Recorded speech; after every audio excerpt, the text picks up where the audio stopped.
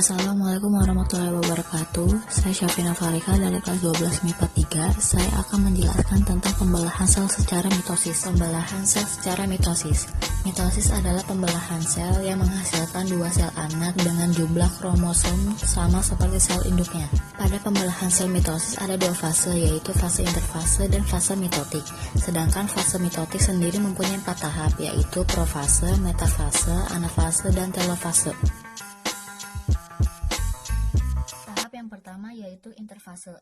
Pada tahap interfase terdapat 3 tahap, yaitu G1, sintesis, dan G2. Pada tahap G1, sel mengalami pertumbuhan dan perkembangan. Pada tahap sintesis terjadi replikasi DNA, pembuatan membran sel, dan replikasi sentriol. Tahap G2, sel akan tumbuh dengan sempurna sebagai persiapan untuk pembelahan sel. Pada fase interfase, ada benang-benang kromatin yang akan menjadi kromosom pada pembelahan sel. Ada nukleus atau inti sel untuk membentuk subribosom. Ada 2 sentrosom yang dimana satu sentrosom itu terdiri dari 2 sentriol yang akan menjadi benang spindel. Ada membran inti. Tahap yang kedua yaitu fase mitotik. Di fase mitotik sendiri ada 4 tahap, yaitu profase, metafase, anafase, dan telofase. Pada profase awal, benang-benang kromatin yang tadi akan menebal dan membentuk kromosom. Di sentrosom akan muncul sedikit benang spindel, lalu bergerak ke kutub yang berlawanan dan akan membentuk benang-benang spindel. Lalu di profase akhir, nukleus dan membran inti yang makin lama makin tidak terlihat.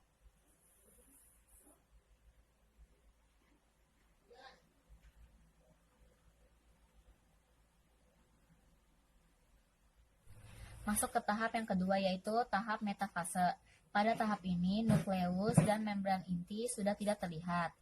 Masing-masing kinetokor pada sentromer dihubungkan ke satu sentromer ke benang-benang spindel. Lalu pasangan kromotid atau kromosom bergerak ke bagian tengah inti sel dan membentuk lempeng metafase. Masuk tahap yang ketiga yaitu anafase. Anafase adalah pemisahan kromotid dari bagian sentromer masing-masing kromosom. Ada 2 anafase, yaitu anafase awal dan anafase akhir. Pada anafase awal, kromotid akan ditarik oleh benang-benang spindel menuju kutub-kutub yang berlawanan.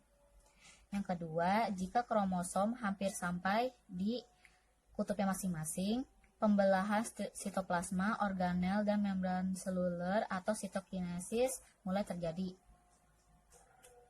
Lalu pembelahan dimulai dari pinggir membran sel menuju bagian tengah sel.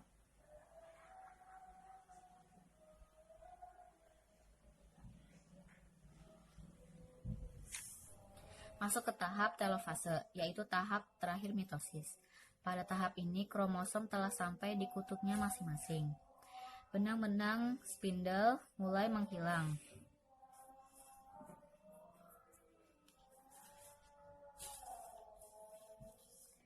Dan membran inti sel juga mulai terbentuk di antara 2 kelompok kromosom yang terpisah. Kromosom semakin lama akan menipis, berubah menjadi benang-benang kromatin kembali.